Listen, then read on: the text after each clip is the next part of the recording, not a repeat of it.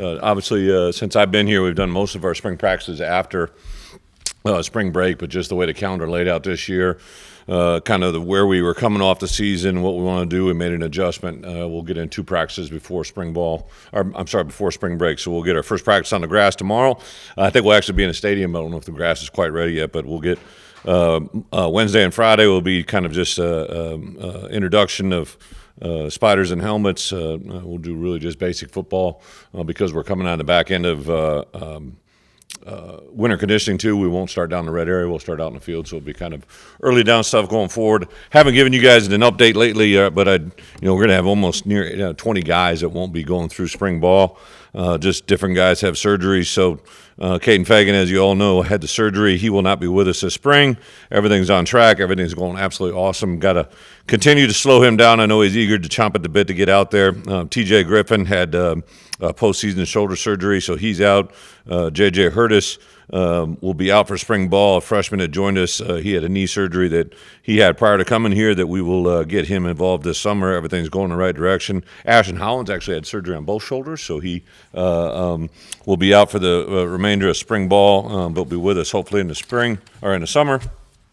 Carson Kaiser, still complications from his ACL surgery, so he won't be with us this spring. Andre Lovett also had a pre-existing shoulder injury coming in, so he had surgery and won't be with us this spring out on the field. TJ McMillan had postseason shoulder surgery as well, who will be out for spring ball. Join us in the summer. Rio Sanders and Cole Rusk will be out at the beginning, but we do hope those guys will join us halfway through from the surgeries that they had prior to the end of the season. Des Schuster also had postseason shoulder surgery, will be out. Miles Scott had post bowl game surgery on his foot as well as his shoulder, so he will be with us this summer, but he won't be with us this spring. Xavier Scott as well, just healing up some things from the season, won't be with us to start the beginning of spring ball, may be limited with us as we go through it. Grant Smith, also pre-existing shoulder injury before he came here, had shoulder surgery, will be out this spring. Tyler Strain had postseason shoulder surgery as well. Eddie Turek, unfortunately, about 2-3 weeks ago, had an injury to his foot that had required surgery, so he'll be out during spring.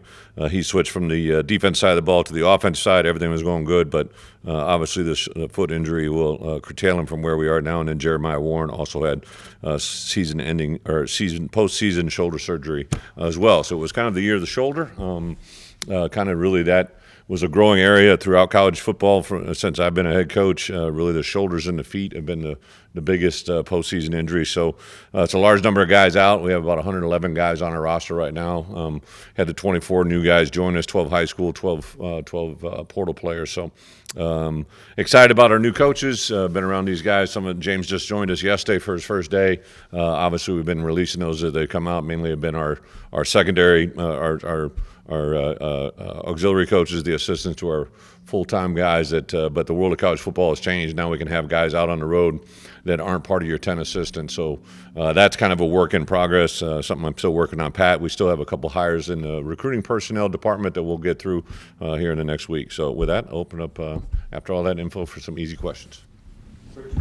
Doing a spring game, and if so, why not? No, and really the reason we didn't do a post game or a spring game was back in the fall there was a lot of conversation. We're doing some construction projects into the stadium, some different things that are laid out. Just didn't feel we could work it into the schedule that they wanted. We were getting some outside voices trying to tell us when we're going to lock into the spring game. So at that point, I knew we were going to have a pretty big amount of postseason injuries that were going to require surgery, so our numbers are going to be down. So in addition to that, probably the biggest driving force here at the University of Illinois, we have no academic conflicts. We always say that academics take priority. About 35 to 40 of our kids are RST majors, and there's a major class on Tuesday and Thursday that is a non-negotiable those guys needed to take, and it's been a kind of a work in progress. So we actually switched all of our practice dates from Tuesday, Thursday, Saturday to Monday, Wednesday, Fridays, and that was probably another reason that we won't. I do think on a couple of those Fridays when we elect to have a scrimmage or a bigger practice, I may open it up for the public and let them come in. excited about Yeah. this. Do you plan on doing a spring game in the future? Because some coaches obviously Um, are choosing not to. I think probably every year is going to be a little bit different. I don't have anything. I love the spring game because I've always played it once against the world, and I've really liked that. But looking at it, of 18 of 22 starters that we have come back, you would think a lot of those guys have a chance to be. There's probably almost half of those guys won't be participating in spring ball, and I just didn't want to have that diluted version out there to put on a game. How has your impression of spring changed over the years? It doesn't seem like a long time ago, but that you couldn't have contact with guys in January and February, but now you can, and it just seems like there's an added level of understanding before you hit that first day of what your expectations are and how we practice and how we do things. You mean for players? Yeah, we're able to do a little bit more. You're exactly right with the NCAA rules, but I would say that so much of our world has changed just because to have 24 new guys in here, which is 25% of my roster. That's really even higher than it was a year ago. So I think the rules are just continuing to catch up with it. I do think there'll be major transformation in not just what we're able to do, but how we're able to do it, and probably as early as next spring. To be quite honest, there's a lot of push to have some type of version of OTAs and some type of team activities in June, which has never been done before. And I just think it's the world of college football continues to evolve. You talk, Coach, a lot about opportunities in terms of accomplishments coming in this year, coming off 10 wins. So you talk about the playoffs. You talk about having a bye. You talk about having a home game. Is that part of your conversation with guys generally or not much? Well, we'll have a team meeting in here today. I just really kind of talk about how we do our business. I'm going to talk about how we walk in the door. We got 4 things walking in, 4 things walking out. I meet with all the first. So we call it newcomers. So we'll have a meeting before the meeting today that will be just all players that have never been involved in spring football. And I'll just kind of lay the groundwork of the foundation of what we believe in, how we practice, set the expectations. And then the team meeting today will just really be about the setup for schedule for tomorrow. We always start on early downs, so we'll start with first downs tomorrow. It's 45% of the game is usually first downs, and we'll talk about the importance of offense gaining 4, defense holding them to 3 or less, how to stay on track. It really doesn't matter what the expectations are coming. It's just kind of, I think I've laid the foundation of what we are and how we try to do it. But yeah, I think I try to put up something every week that shows them what the outside world thinks of them, right? Either positively or negatively. But I think the task that we have is we got 15 practices to get really good, and that's kind of the goal. Going through the roster, I didn't see Terrence Brooks. What's his status? And do you have Yeah, T. Brooks actually. I don't know how I didn't think he got. He wasn't actually with us at the bowl game as well. He didn't participate in that. So I think Terrence is actually still in school here. I've had some communication with his folks and him, but he hasn't been with our team since probably 3 or 4 days prior to the bowl game. Building this roster for 4 years, how do you see that most, or where do you see that most? Yeah, it's kind of interesting. I reached out to Pat one night. I was kind of going. I literally have a roster review.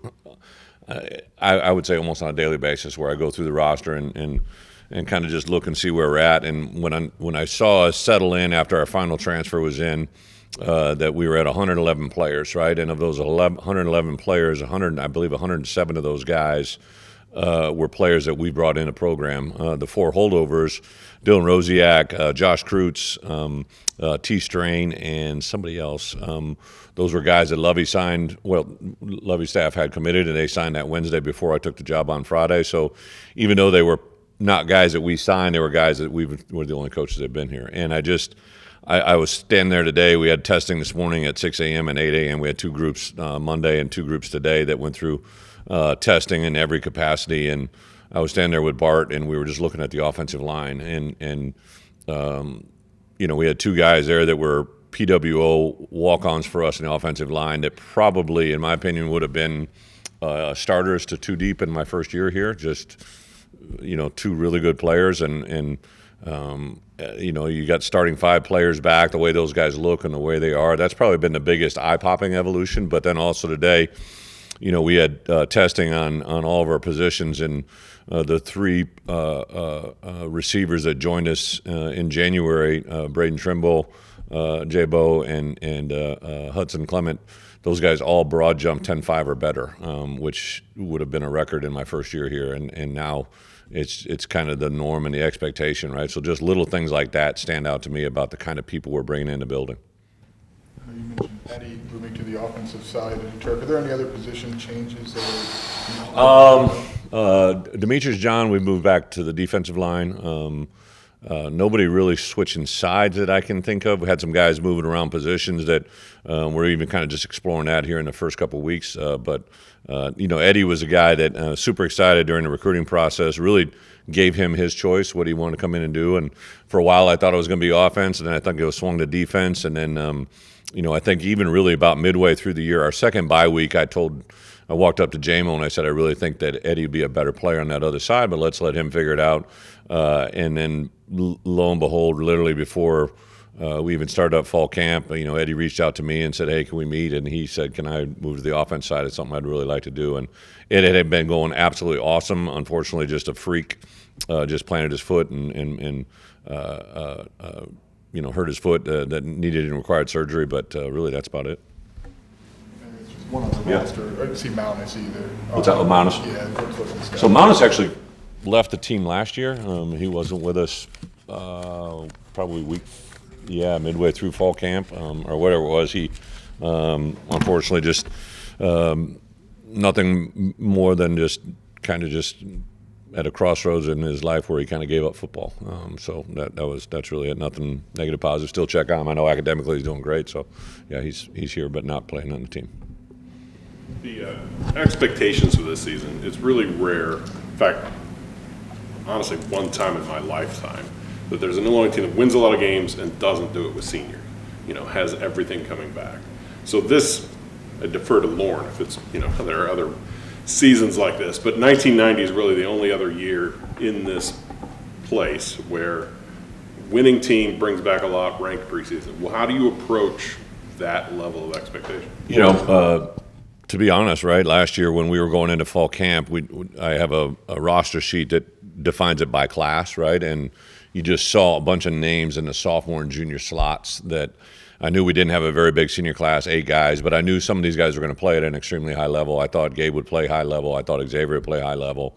Thought that Luke would play high level. I thought some of these guys, and then the emergence of Melvin Priestley, J.C. Davis, guys that I knew that the retention wasn't going to be so much, their eligibility was whether or not the NFL was going to be good enough, right? Or they were going to be good enough for the NFL. And then I always worry about outside voices, right? I'm not oblivious to the fact that our guys were probably contacted by a number of college players, college programs that want their services. But I think the key was getting with Josh in the Department of and Catherine KK and Icon, and having a plan so that once the season was done, we were able to attack the players we wanted to retain through either Icon and a revenue share and lay out a plan. But I would say it's really just a lot of proactive communication that allowed it to happen. Xavier and Gabe, Luke Altmaier, Melvin Priestley, in particular Gabe and Xavier, those guys had pretty high-ranking NFL grades.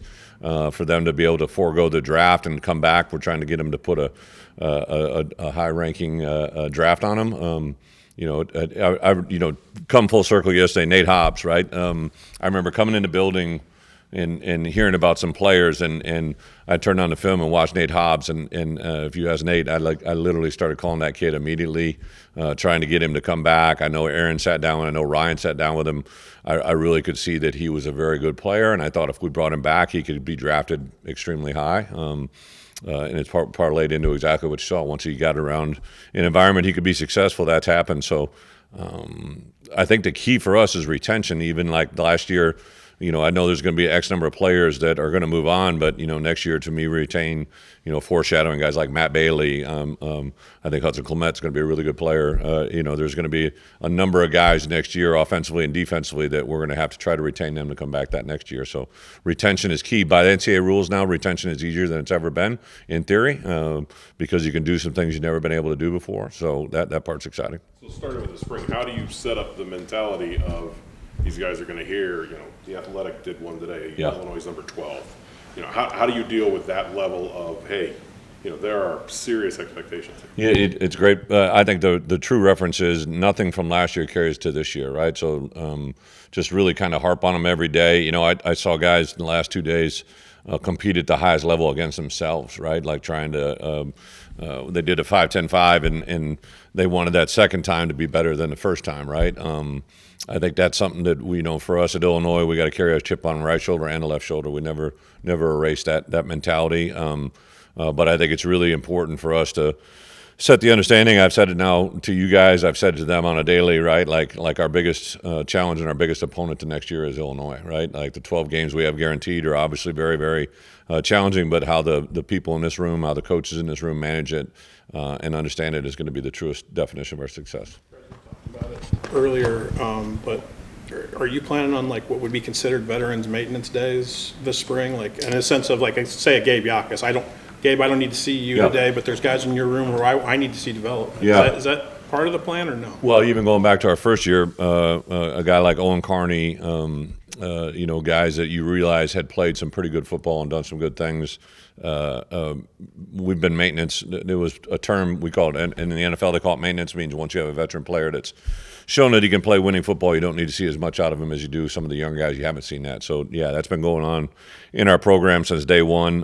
Gabe was actually under maintenance last year, I think there's a steady balance there. The good news is we got enough good players that need maintenance that also need to get good against each other, right? So iron sharpens iron. Like I would tell you that universally across the board, some of the best things that's happened in our building has the acquisition of new players in the building they've never seen before, right? So I would say Malik Elzy and Kapka Jones have played extremely well through the first 8 weeks of winter conditioning here, and I think a lot of that was because of the guys that have come in the building.